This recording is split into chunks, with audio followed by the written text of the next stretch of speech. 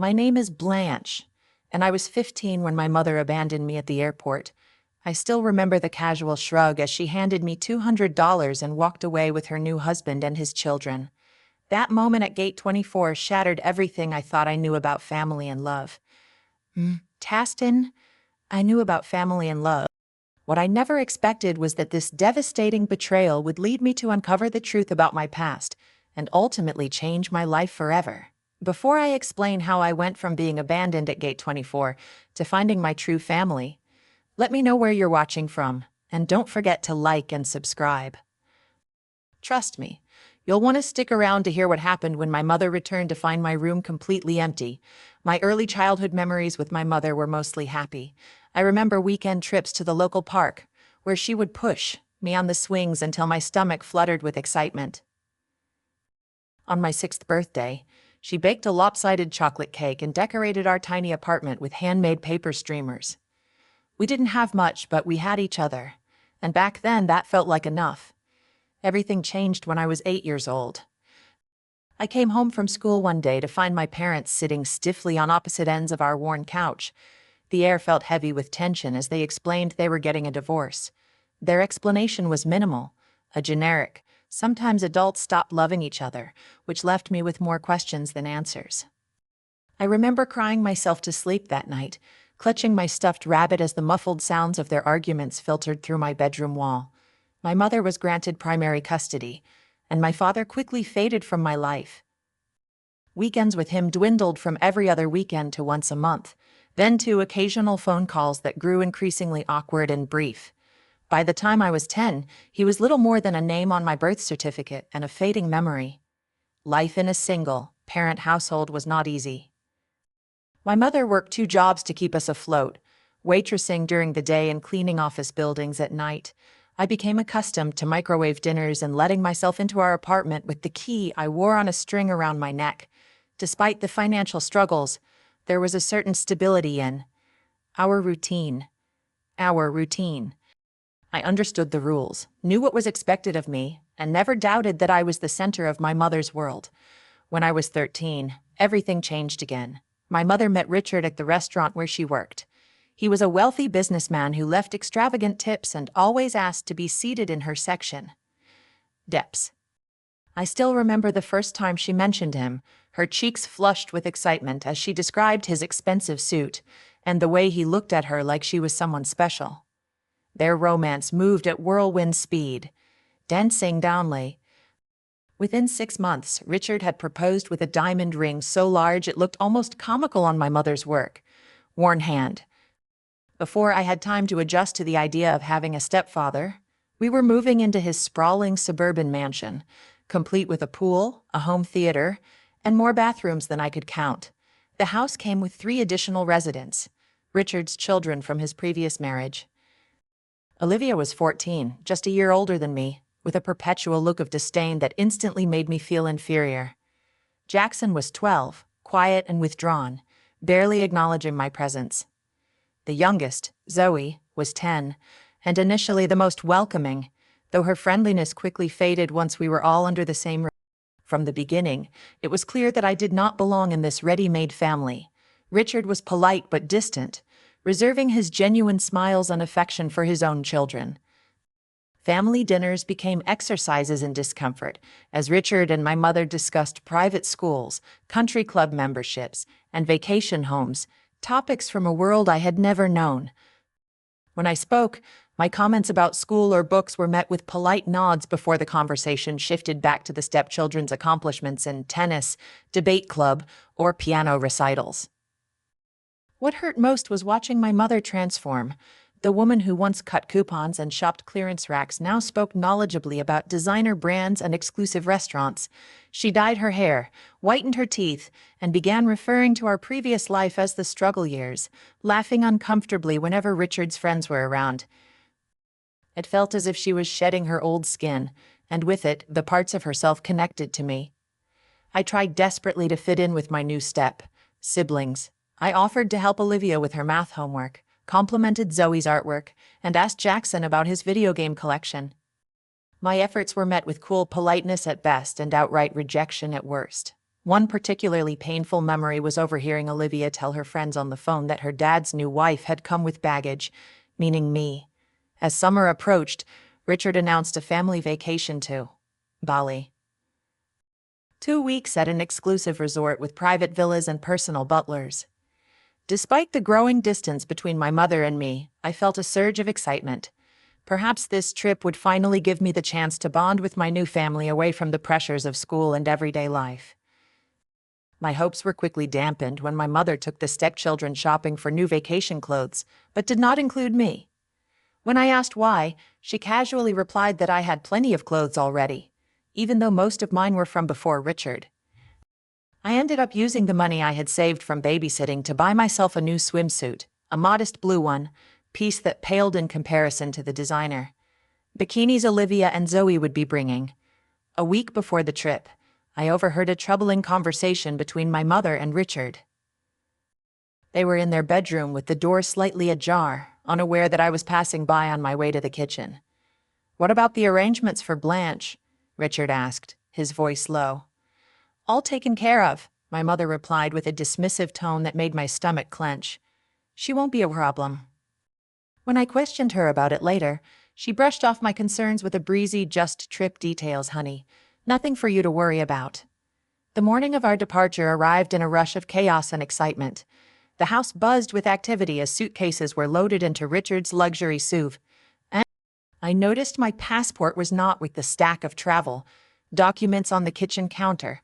When I mentioned this to my mother, she muttered something about having it in her purse and hurried me along. Looking back, I should have recognized the signs, the way my mother avoided eye contact as we drove to the airport, how no one discussed my seat assignment when they argued over who would get the window seats, and the fact that my suitcase was mysteriously smaller than everyone else's.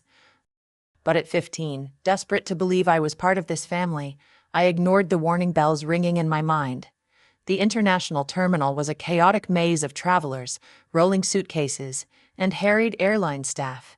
Richard led our group through the crowd with practiced efficiency, my mother at his side clutching her designer hand. Olivia, Jackson, and Zoe followed closely behind, their faces bright with anticipation. I trailed at the back, struggling to keep up while pulling my small suitcase. When we reached the check-in counter, Richard presented the passports and confirmation details to the airline attendant. I noticed he handed over 5 passports, not 6. A knot formed in my stomach as I watched boarding passes being handed out to each family member, except me. "Excuse me," I said, stepping forward. "I think you forgot my boarding pass." The airline attendant looked confused. "I only have 5 passengers listed for this." Richard cleared his throat. "Your mother needs to speak with you about that." "We'll go ahead to security." As Richard and the stepchildren moved away with the luggage cart, my mother took my elbow and guided me to a quiet corner near a gift shop. Her face carried an expression I had never seen before, a strange mix of detachment and mild annoyance. "Listen, Blanche," she said, her voice unnaturally calm. "There's been a change of plans. You're not coming with us to Bali." The words hit me like a physical blow. "What? Why?" "Did I do something wrong?" she sighed, glancing over at Richard and the children waiting by the security line. "Richard thinks this should be a trip just for us and his kids, a chance to really bond as a family. But I'm family too," I protested, my voice cracking. "I'm your daughter." "Don't make a scene," she hissed, digging into her purse. She pulled out a wad of cash and pressed it into my hand. "Here's $200. You'll figure it out. Just take an Uber home." I stared at the money in disbelief. "You're leaving me at the airport, alone. I don't even have a house key." She gave that same casual shrug that would haunt my dreams for years. "Mrs. Pedersen next door has the spare. You'll be fine. You're mature for your age." Tears welled in my eyes as the full reality of what was happening crashed over me. "Mom, please. You can't do this." "Richard is waiting," she said, glancing nervously toward the security checkpoint. "This vacation is important for our future. Blanche, sometimes we all have to make sacrifices." A sacrifice would be giving up a concert ticket or postponing a shopping trip, I snapped, anger finally breaking through my shock. "This is abandonment." She flinched at the word but quickly composed herself. Don't be so dramatic. It's just 2 weeks. The refrigerator is stocked, and I left money for pizza in the kitchen drawer. She leaned in and planted a quick, dry kiss on my forehead. I'll call you when we land. With that, she turned and walked away, her designer heels clicking on the airport tile as she rejoined Richard and the stepchildren. I watched in stunned silence as they proceeded through security, my mother never once looking back. Olivia caught my eye briefly and smirked before they disappeared from view. I stood rooted to the spot, the $200 clutched in my trembling hand. Around me, the airport carried on in its usual rhythm. Travelers rushing to destinations, families hugging goodbye, airline announcements echoing overhead. But for me, time seemed to stop as the magnitude of my mother's betrayal sank in. The tears came without warning, hot and fast, streaming down my face as I sank into a nearby bench. To Tepelerzadovernunder said. A few passers-by gave me curious or concerned glances, but no one stopped. In an airport, a crying teenager was just another piece of the landscape, easily overlooked and quickly forgotten. I spent the next hour in a daze, watching the departure board as their flight status changed from boarding to departed. Each update was another twist of the knife. I tried calling my mother's cell phone repeatedly, but the calls went straight to voicemail. My text messages showed as delivered but remained unanswered. Having fun at the airport, I finally typed, anger momentarily overwhelming my hurt, and I hope abandoning your child was worth the first class upgrade. No response came. Not that I really expected one. By now, my mother would be settling into her seat, perhaps sipping champagne next to Richard, relieved to have shed the burden of her previous life, including me. As afternoon stretched into evening, my situation grew increasingly precarious. An airport security officer approached me as I sat in the food court, nursing a soda I had purchased just to justify occupying the table. "Everything okay, miss?" he asked, his expression a mix of suspicion and concern. "You've been here for—" "I'm waiting for my ride," I lied, avoiding his eyes. "They got stuck in traffic." He seemed unconvinced but nodded, reminding me not to leave my bag unattended before moving on. A wave of humiliation washed over me. How could I admit that my own mother had abandoned me? The words stuck in my throat, held back by a mix of shame and lingering loyalty. As the evening crowds thinned and the airport shops began closing their security gates, the reality of my situation became impossible to ignore. The $200 wouldn't last long, and even if I made it back to the house, I would be alone for 2 weeks, with no transportation and limited funds. In the airport bathroom, I splashed cold water on my swollen face, trying to formulate a plan. The girl staring back at me in the mirror looked like a misted. Stranger her eyes red, rimmed, and haunted. In that moment, I realized something fundamental had changed. The invisible thread that had connected me to my mother, the basic trust that she would always protect, me had been irreparably severed. 6 hours had passed since my mother walked away. I had migrated from bench to bench throughout the terminal, watching families and couples embark on adventures together. Each passing hour deepened my sense of isolation. My phone battery was running low, adding yet another layer of anxiety. Around 8 p.m., I made my way to an airport restaurant that was still open. I sat at the counter and ordered the cheapest item on the menu, a side of fries, to conserve my limited funds. The server, a woman with kind eyes and a name tag that read Gloria, brought my food and then paused, studying my face. "You okay, honey?" she asked gently. "You look like you've been crying." I forced a smile that felt more like a grimace. "I'm fine. Just a long day." She didn't press further, but a few minutes later she returned with a chocolate milkshake I hadn't ordered. "On the house," she said with a wink.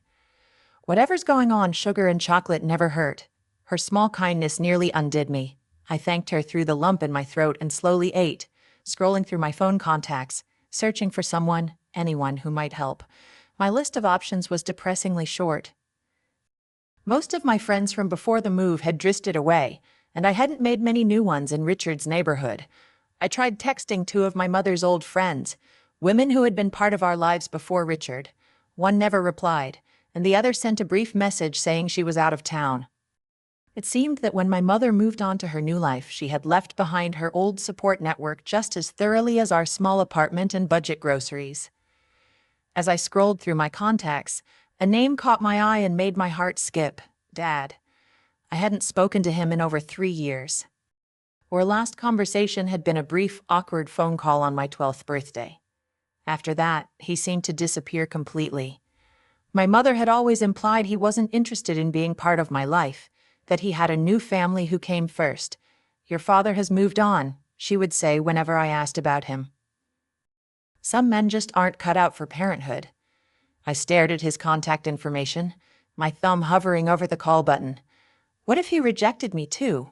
What if my mother had been telling the truth, that he wanted nothing to do with me? The thought of another abandonment felt unbearable. I went back to the airport bathroom, locking myself in a stall for privacy.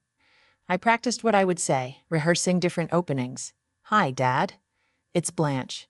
I know it's been a while. No, too casual.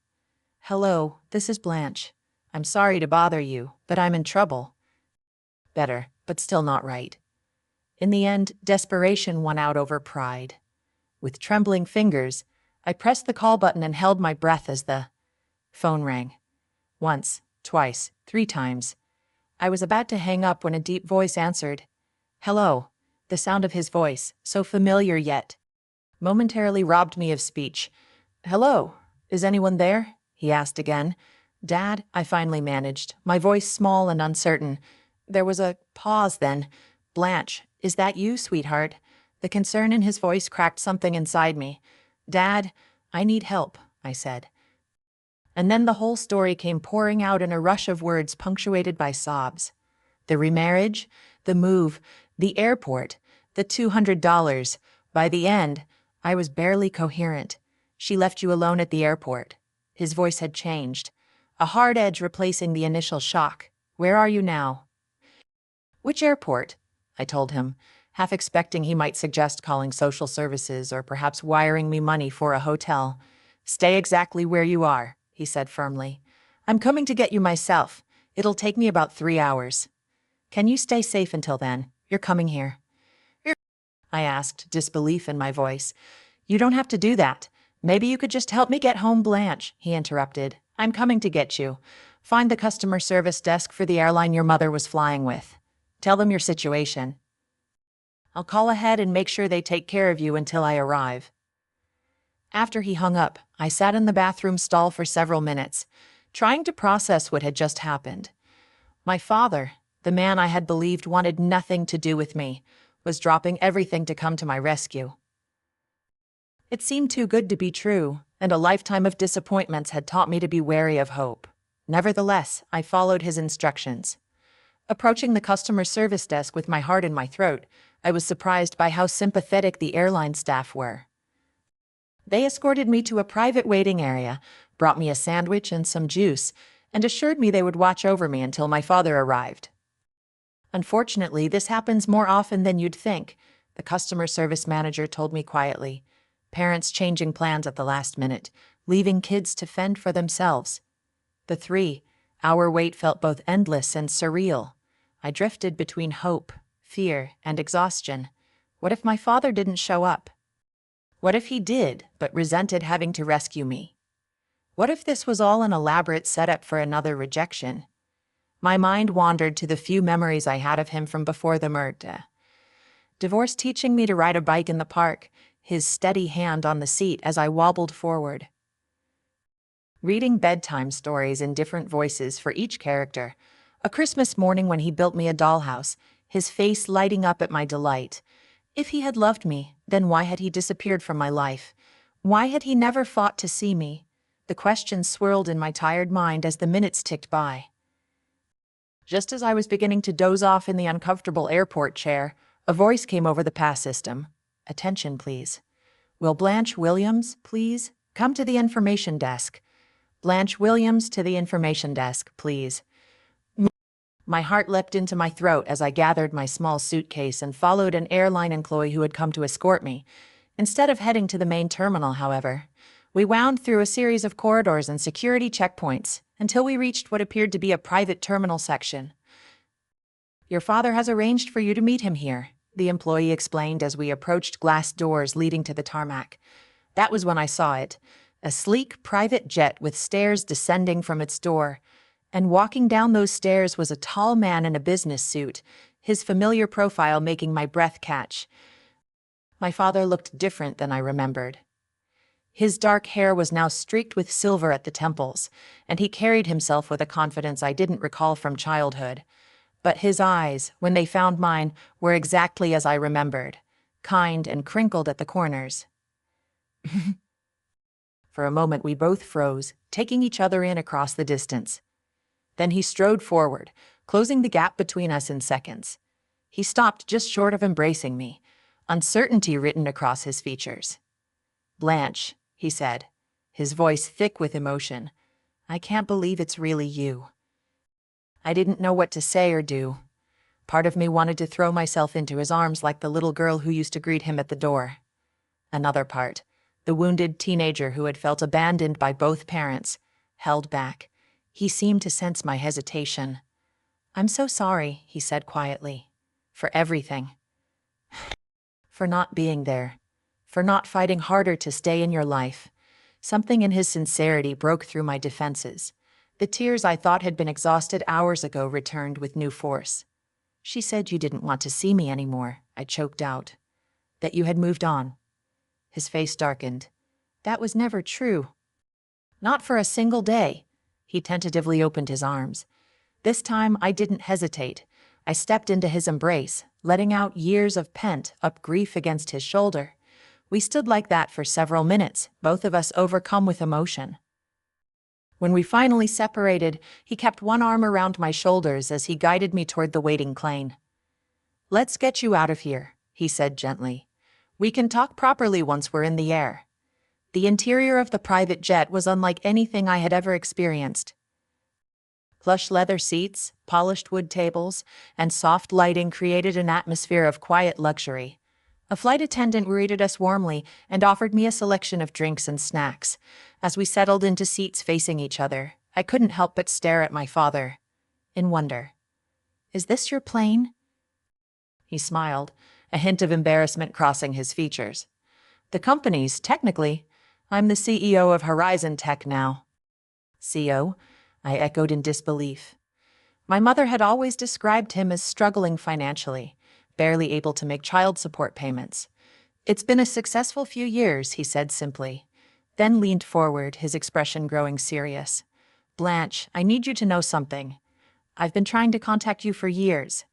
Birthday cards, Christmas gifts, phone calls, all of it. When your mother remarried and moved, I lost track of you completely. I hired private investigators who couldn't find your new address. I filed motions with the court that were somehow lost or delayed. My mind reeled as the implications sank in. And she kept you away from me on purpose." He nodded, pain evident in his eyes. "I've been sending child support and additional money every month since the divorce. Money you never saw, I take it." I thought of the second-hand clothes, the times we had eaten ramen noodles for days straight, my mother. It's constant. Complaints about financial struggles. "We were always broke," I whispered. "She said you barely paid child support."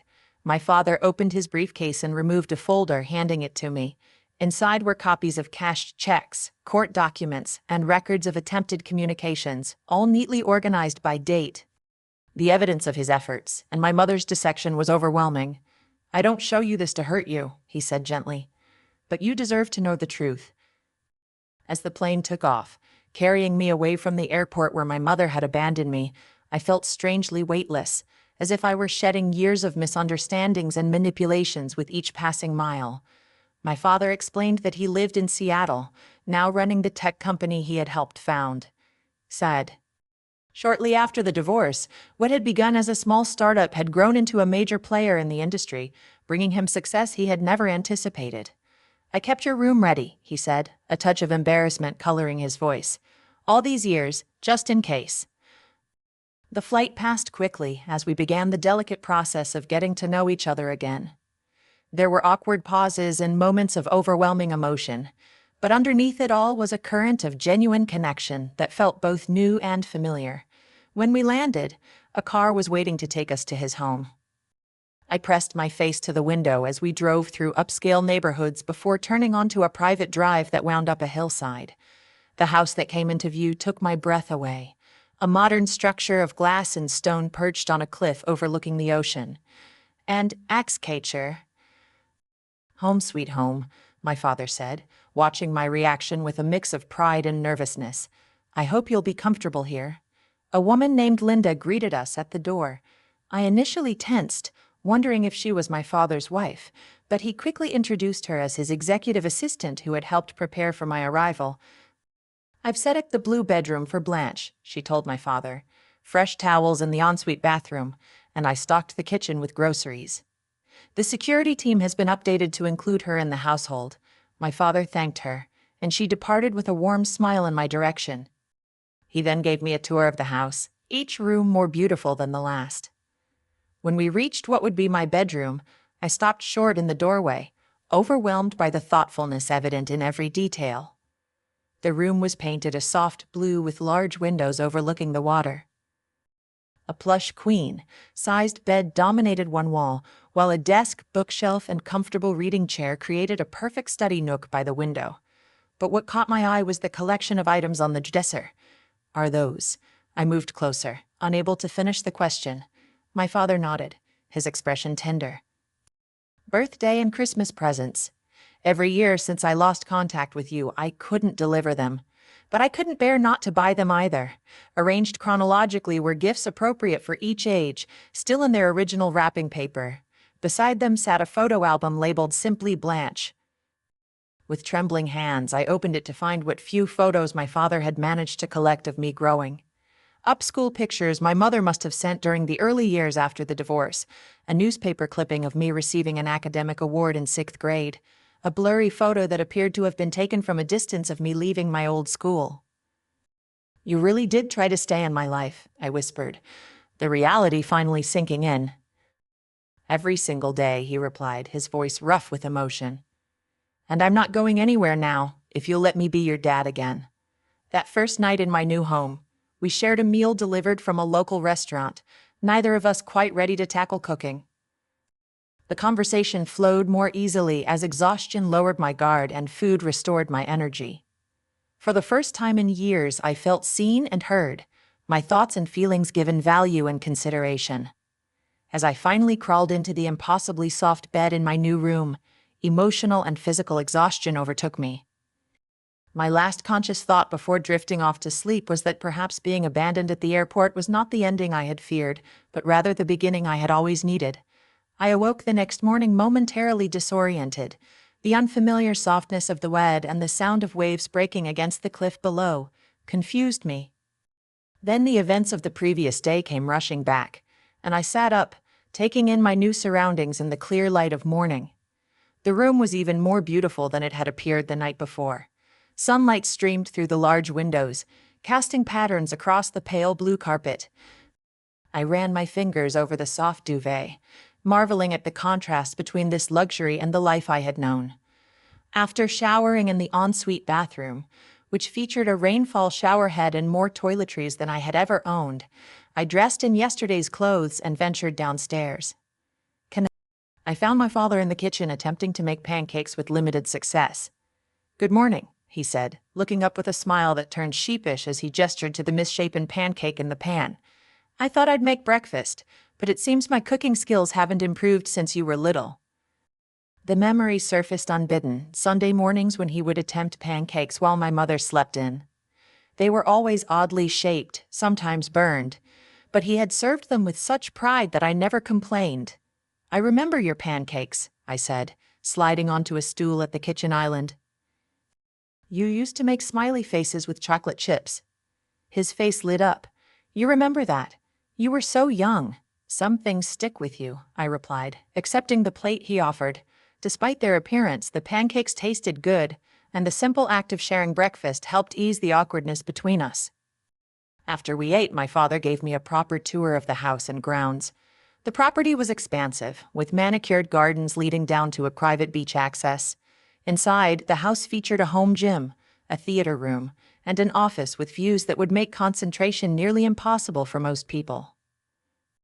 I have some people I would like you to meet today, he said as we returned to the main living area. If you feel up to it.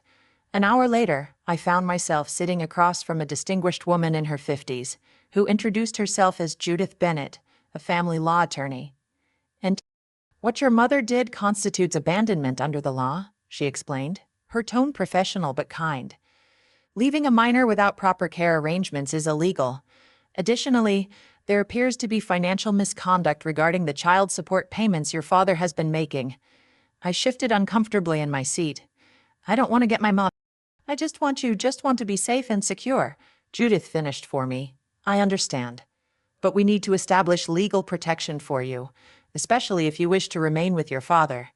My father, who had been quietly listening, leaned forward. Blanche, the choice is ultimately yours, but I want you to know that I am prepared to seek full custody if that is what you want. The idea was simultaneously terrifying and liberating. Can I really choose? You are 15, Judith said.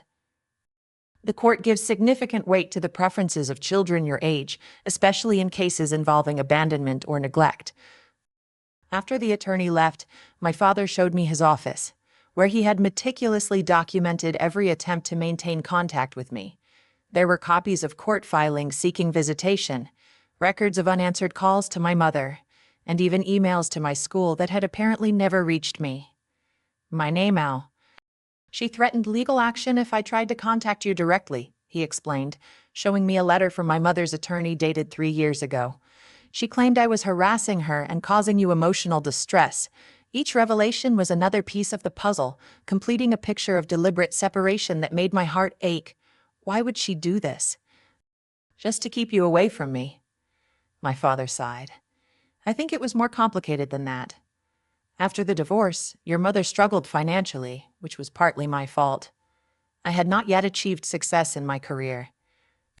I think when the company took off and my financial situation improved dramatically, it was easier for her to maintain the narrative that I was uninvolved than to explain why she had kept us apart. Days after my arrival, as I was beginning to settle into a tentative routine with my father, my mother finally called. I stared at her name on my phone screen, a maelstrom of emotions rendering me temporarily paralyzed. You don't have to answer, my father said gently, noticing the distress. After 4 rings, the call went to voicemail. A minute later, a notification appeared indicating she had left a message. With trembling fingers, I pressed play and put the phone on speaker. Blanche, honey, there seems to have been a terrible misunderstanding. My mother's voice emerged, falsely bright. I thought you understood the plan was for you to stay home during our trip. Richard felt it would be good for you to have some independence, and I agreed. I did not abandon you, sweetie. That is such a harsh word. Call me back so we can clear this up. The resort fee is spotty, but I will try to check my messages. Love you.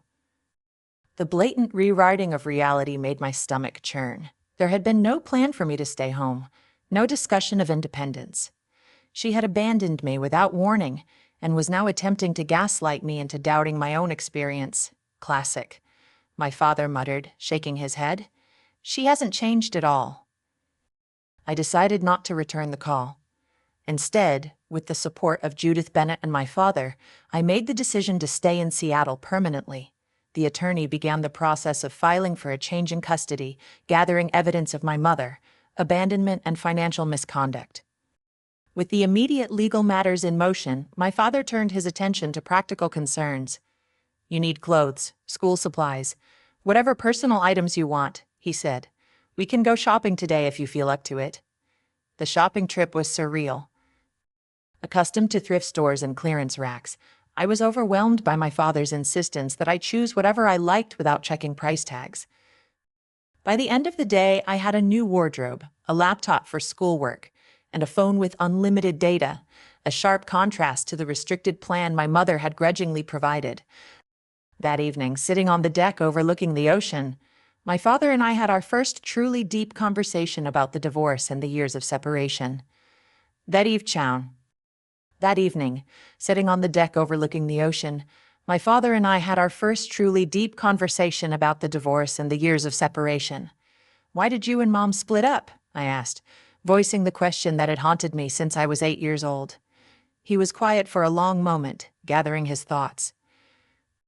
The simplest answer is that we wanted different things from life.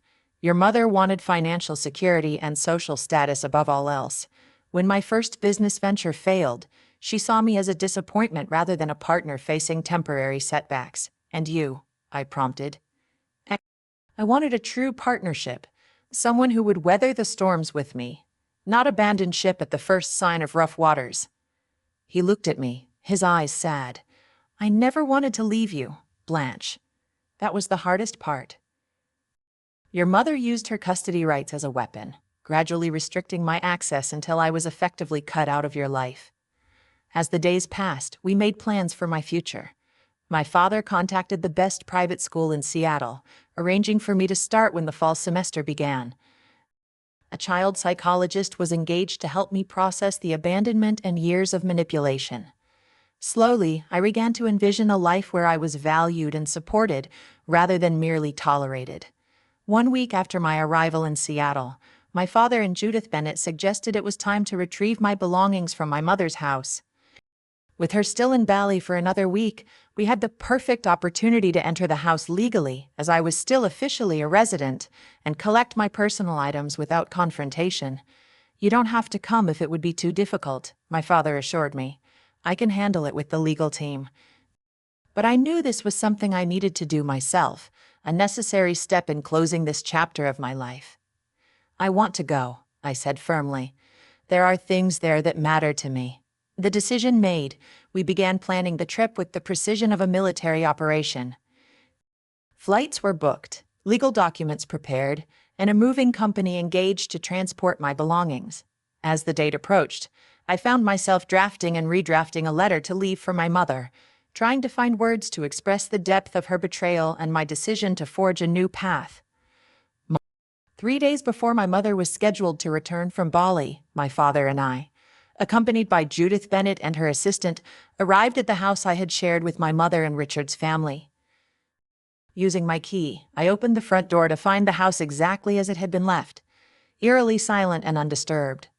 Walking into that space as essentially a visitor was a disorienting experience. Familiar surroundings suddenly felt foreign, as if I were seeing them through new eyes. The photographs on the walls, I noticed for the first time, featured primarily Richard and his children, with my mother occasionally included. There were almost no images of me, and none at all of me with my mother. "Where is your room?" my father asked quietly, his hand a reassuring presence on my shoulder. I led him upstairs to the smallest bedroom at the end of the hall, the one farthest from the master suite. Opening the door revealed my modest space, neat but impersonal, lacking the touches of indulgence we had seen in the stepchildren's rooms. "This was your room." My father's voice carried disbelief as he took in the basic furnishings and absence of decoration. "It's fine," I said automatically. The defensive response ingrained after years of being told I should be grateful for what I had. His expression softened. "No, sweetheart, it's not fine. You deserved better." With the mover's help, we began packing my belongings. Clothes went into wardrobe boxes, books and school supplies into smaller cartons. I was deliberate about what I took, leaving behind anything that had been gifts from my mother or Richard, keeping only what truly belonged to me or carried sentimental value. As I cleared my desk drawers, I found a box of keepsakes I had nearly forgotten, pushed to the back of the bottom drawer. Inside were photos from before the divorce, a few birthday cards my father had sent in the early years after the separation, and a small teddy bear he had given me on my 5th birthday. "You kept these," he said, his voice thick with emotion as I showed him the mementos. "I never really believed she was telling the truth about you not caring," I admitted. "Not completely." In my closet, behind a row of shoes, I discovered something that made my blood run cold, a stack of envelopes bound with a rubber band, all addressed to me in my father's handwriting. With shaking hands, I opened the first one to find a birthday card for my 13th birthday, containing a heartfelt message and a gift card that had never been used. One by one, I opened the envelopes, each containing evidence of my father's continued efforts to remain in my life, efforts my mother had deliberately hidden from me. Cards for every birthday and Christmas. a letter sharing his new address and phone number when he moved to Seattle, photos of him at his company headquarters with a note saying he hoped I would visit someday. "She kept all of these from me," I whispered, tears streaming down my face. "All this time, I thought you had forgotten about me." My father pulled me into a tight embrace. "Never. Not for a single day." As the movers continued their work, I wandered into my mother's home office, compelled by a need to understand why she had gone to such lengths to separate me from my father. Judith had advised that personal documents related to me were legally mine to take, so I began searching through the filing cabinet. In a folder labeled Divorce, I found financial records that confirmed what my father had told me. Monthly child support payments, far larger than what my mother had claimed, had been deposited regularly into an account I had never known existed. There were also court documents showing my father's repeated petitions for visitation, all opposed by my mother with fabricated excuses. Most damning of all was a draft letter to her attorney, dated around the time she met Richard, outlining a strategy to minimize my father's influence as she integrated into her new partner's life. I was referred to as a complication that needed to be managed carefully to ensure Richard's continued interest. By late afternoon, the packing was finished. As the movers loaded the last of the boxes into their truck, I sat at my now empty desk and began writing the letter I had been composing in my mind for days. Maskank. Dear Mom, it began, the formality of mother feeling too distant, the warmth of mommy impossibly out of reach. I poured out my feelings of betrayal, not just from the airport abandonment, but from years of being made to feel like an inconvenience. I explained that I had found the hidden letters and financial records, that I knew the truth about her systematic campaign to keep my father from me. "I am choosing to live with Dad now," I wrote near the end, "not as revenge, but because I deserve to be somewhere. I am wanted and valued. I hope someday you will understand the damage your choices have caused, not just to me, but to yourself. Despite everything, I do not hate you, but I need to love myself enough to leave." I placed the letter on the stripped mattress of what had been my bed, the white paper stark against the bare blue sheet. As a final gesture, I left the house key beside it, a symbolic relinquishment of my place in that household. Walking out of the house for the last time, I felt a complicated mix of grief, relief, and resolution. My father waited by the car, his expression filled with concern. "All done?" he asked. I nodded, unable to speak past the lump in my throat. He seemed to understand, opening the car door for me without further questions. As we drove away, I did not look back at the house. Instead, I looked forward, toward the future. I was finally free to create. My mother returned from Bali 3 days later. Within hours, my phone exploded with notifications and onslaught of increasingly frantic messages. "Where are you? Why is your room empty? Call me immediately. Blanche, this is not funny. Come home right now. I just spoke to your father's lawyer. How could you do this to me after everything I have done for you? Please come home, sweetie. We can work this out. I miss you." The messages cycled through anger, manipulation, and false contrition in a painfully predictable pattern. I showed them to my father and Judith, who both advised me not to respond until the legal proceedings were further along. A week after her return, my mother showed up unannounced at my father's house, having somehow obtained the address. The security system alerted us to her presence at the gate, her luxury. Sue visible on Tath. And as explode. The monitor as she repeatedly pressed the intercom button. "You don't have to see her," my father assured me. "We can have security turn her away." But I knew this confrontation was inevitable, and perhaps necessary. "I'll talk to her," I said, "but I want you and Judith there too." When the front door opened, my mother's face was a study in conflicting emotions, relief at finding me, warring with outrage over the situation. She wore an expensive sundress, designer sunglasses pushed into her perfectly highlighted hair, the very image of affluent suburbia. "Blanche, thank God," she exclaimed, stepping forward as if to embrace me. I instinctively stepped back, and her arms fell to her sides. "What is going on? Why did you leave? Why are you with him?" The last word dripped with such venom that I flinched. "Perhaps we should continue this conversation inside," my father suggested, his tone calm but firm. Once seated in the living room, with Judith present as both legal counsel and witness, my mother's facade began to crack. Her eyes darted around the space, taking in the wealth and taste evident in every detail. "So this is what this is about," she said with a brittle laugh. "He's lured you away with promises of luxury. I should have known." "That's not why I'm here," I replied, struggling to keep my voice steady. "I'm here because you abandoned me at an airport. I'm here because you lied to me about Dad for years. I'm here because I found all the letters and cards you hid from me." Her expression faltered, then hardened. "You went through my private things. How dare you?" "They were addressed to me," I countered. "They were mine to read." "You're 15 years old," she snapped. "Everything under my roof belongs to me, including your correspondence. I was protecting you from his inconsistency, his broken promises." My father, who had been silently observing, finally spoke. "There were no broken promises, Karen. Only your systematic efforts to erase me from our daughter's life." "You have no right to judge me," she hissed. "You have no idea what it was like raising her alone while you were off becoming a millionaire." "I sent child support every month," he replied evenly. "Far more than the court ordered. Money you apparently spent on yourself while telling Blanche you were struggling. That is a lie. I sacrificed everything for her, including leaving her at an airport so you could vacation with your new family." Judith interjected in a measured, professional tone, making the accusation all the more damning. For a moment, my mother seemed at a loss for words. Then her eyes narrowed as she turned back to me. "I did not abandon you. I gave you an opportunity for independence. If you had just gone home as instructed, none of this drama would have been necessary." The blatant rewriting of reality made my chest tighten with anger. "You left me alone at an international airport with $200 and no house key.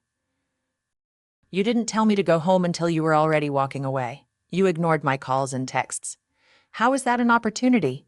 "You are twisting what happened," she insisted, though her voice had lost conviction. My father leaned forward. "Karen, we have security footage from the airport. We have witness statements from airline staff. And we have the text messages you sent Blanche afterward, trying to cover your tracks." The color drained from my mother's face. "You are building a case against me. You want to take my daughter and throw me in jail too, after everything we meant to each other." "This is not about punishment," Judith explained calmly. "It is about establishing what is in Blanche's best interest going forward. She has expressed a clear desire to live with her father, and given the circumstances, the court is highly likely to honor that wish." My mother's composure finally crumbled, tears streaming down her face as she turned to me. "Blanche, please. I made a mistake. I was wrong. But you cannot leave me for him. We are a family. We stopped being a family when you decided Richard and his children were more important than me," I said quietly. "Maybe even before that, when you started lying about Dad." "It wasn't like that," she protested weakly. "Then what was it like?" I asked. "Help me understand why you would hide Dad's letters, lie about child support, and then abandon me for a vacation." She opened her mouth, then closed it again, apparently unable to produce a justification even she could believe. "Finally," she whispered, "Richard thought it would be better if you stayed home. He said the resort was really for Waltz and his children, who were used to that lifestyle. I was afraid of losing him." The raw honesty was somehow more painful than her earlier attempts at manipulation. "So, you chose him over me?" "I chose financial security," she countered. "Do you have any idea what it's like to be a single mother with no money?" "Richard offered us a better life. He offered you a better life," I corrected. "I was just excess baggage." Before she could respond, the front door opened and Richard himself strode in, his face tight with anger. "Karen, this has gone on long enough. Get in the car, now." My father stood immediately. "How did you get past security?" Richard ignored him, focusing solely on my mother. "I told you not to come here. You are just making things worse." Our lawyer said not to have any contact. My mother seemed to shrink under his gaze, her brief moment of honesty evaporating as she reverted to the compliant wife. "I just wanted to see Blanche." "And now you have," he said dismissively. Let's go. As my mother rose to follow him, I called after her. Is this really what you want, Mom? Someone who treats you like a child and me like an inconvenience. She paused, conflict flickering across her expression, but Richard took her firmly by the elbow. The car, Karen. Now. The last image I had of my mother that day was her back as she walked away, just as it had been at the airport. But this time, I wasn't the one being left behind. In the aftermath of that confrontation, my father's legal team filed for a restraining order after Richard attempted to enter the property again. The following day, the court granted the order, and a temporary custody arrangement was put in place pending a full hearing. The hardest part was accepting that my mother had chosen her new life over me, not just once at the airport, but repeatedly over the years with each hidden letter and each lie about my father. The girl who once believed she was the center of her mother's world had to face the painful reality that she had been, at best, an afterthought.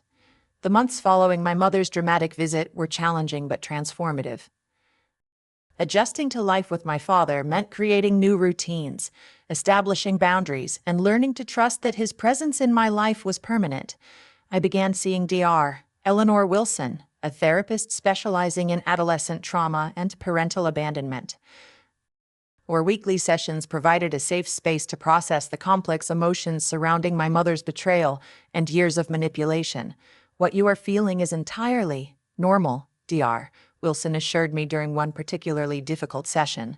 Anger, grief, relief, guilt, they can all coexist. Healing is not linear.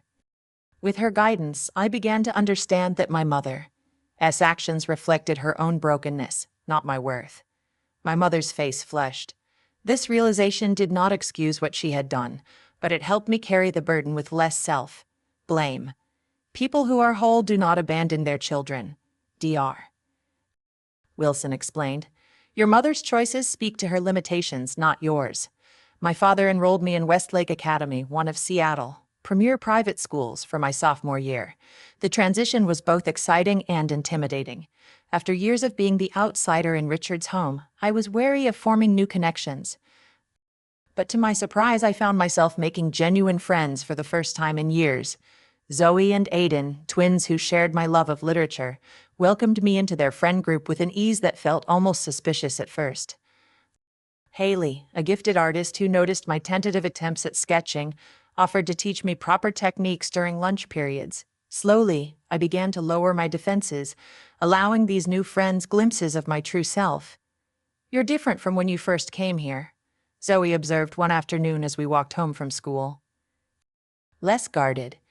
I guess I'm learning that not everyone has an agenda, I replied, surprised by my own words. Building a relationship with my father was a delicate dance of rediscovery. We were getting to know each other as we were now, while also reconciling memories of who we had been. Sometimes the past and present aligned perfectly, like when he remembered my childhood love of stargazing and installed a telescope on the deck. Other times, the years of separation created unexpected gaps, moments of disconnect that reminded us of all we had missed. I wish I had been there for your first day of middle school, he said one evening as we looked through photos I had brought from my mother's house. Your science fair projects, your first crush, we can't get those years back. But we have now, and the future, I told him, surprising myself with the role reversal, me comforting him. He squeezed my hand, his eyes suspiciously bright. When did you get so wise? Trauma has its benefits, I joked, the dark humor marking a sign of my gradual healing. 6 months after I moved in with my father, the court granted him full legal custody. My mother, represented by an expensive attorney Richard had hired, fought the decision at first but eventually agreed to the arrangement after Judith presented overwhelming evidence of abandonment and financial misconduct. The judge ordered my mother to repay the misappropriated child support funds and established a structured visitation schedule that would begin only after I completed a set number of joint therapy sessions with her. It was more consideration than she deserved, in my opinion, but my father gently reminded me that maintaining some relationship with her might be important for my long-term emotional health. You can be angry with her, even hate what she did, without severing the connection completely, he advised. But the choice is ultimately yours.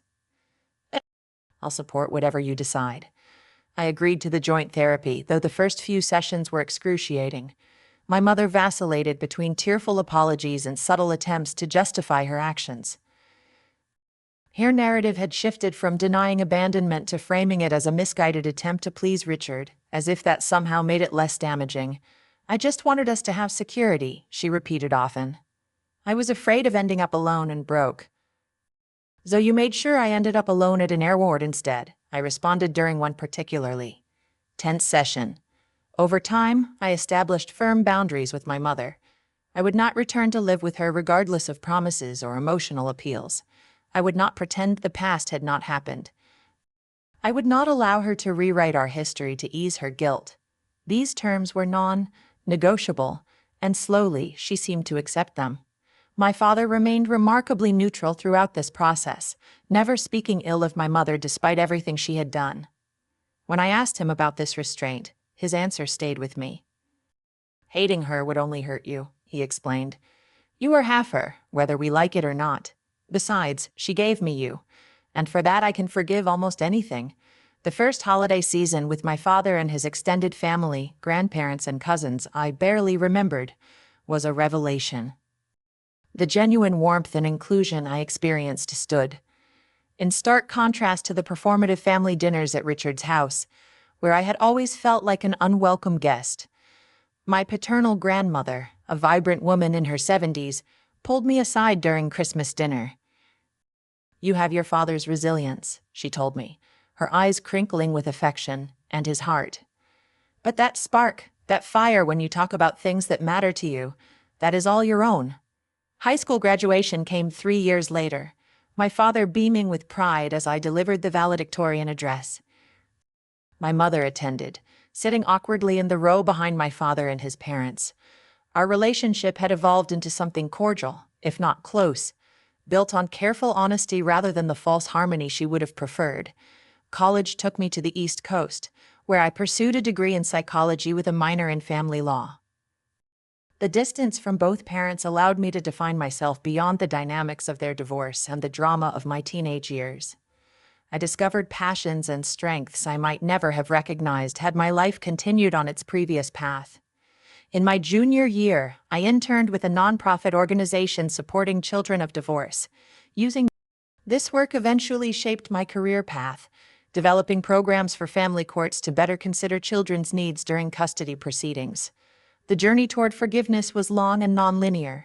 Some days the memory of my mother's casual shrug as she abandoned me at the airport still had the power to steal my breath. And other days, I could acknowledge her humanity, her flaws, and her limited capacity, with compassion rather than bitterness. Forgiveness does not mean what happened was okay, my therapist had explained years earlier. It means you are choosing not to let it consume your future. On my 25th birthday, I wrote my mother a letter expressing this hard-won understanding. I have learned that people can only give what they have within themselves to give, I wrote. Your capacity for unconditional love was damaged, long before I came along. Recognizing this has freed me from expecting what you could never provide. Her response was surprisingly self-aware. You deserved better than what I could be as a mother. I am sorry for that every day. When I married at 28, my father walked me down the aisle with tears in his eyes. From the moment you called me from that airport, all I wanted was to see you happy and whole, he whispered, before giving my hand to my soon-to-be husband. Look at you now. My mother attended the wedding with her new partner, Richard, long gone after their eventual divorce. She participated appropriately but without attempting to claim credit for the woman I had become, a restraint that reflected her own growth over the years. As I built my own family, I carried forward the lessons from both parents, a roadmap of what to emulate and what to avoid. From my father, I learned the patient persistence of true love and the courage to begin again after loss. From my mother, I learned the importance of self-sufficiency and the danger of placing status above authentic connection. The airport abandonment that once defined me gradually became just one chapter in a much longer story. A pivotal moment, certainly, but in an unexpected way, being left behind had propelled me forward, forcing me to discover strengths I might otherwise never have recognized. Sometimes I wonder what would have happened if my mother had taken me to Bali that day. If she had chosen me over Richard's preferences, would I still be caught in the cycle of seeking her conditional approval? Would I have discovered my father's unwavering love? Would I have found my voice and purpose? These questions have no answers. Life offers no parallel versions to compare with the path we actually walk. All I know with certainty is that families are defined not by biology or legal documents, but by the consistent choice to show, to value, to prioritize one another. My father taught me that. My mother, in her absence, confirmed it. If you have ever felt abandoned or betrayed by someone who should have protected you, know that your worth was never determined by their failure. Their limitations are not your destiny. Family can be found and created in unexpected places if you remain open to connection, even after heartbreak. Thank you for listening to my story. If it resonated with you in any way, please like this video and subscribe to my channel for more reflections on resilience and healing. Share it with someone who might need to hear that abandonment shapes but never defines us. Have you ever had to create boundaries with family members who hurt you? I would love to hear your experiences in the comments below. Remember, your story matters, and you are never as alone as you might feel in your darkest moments.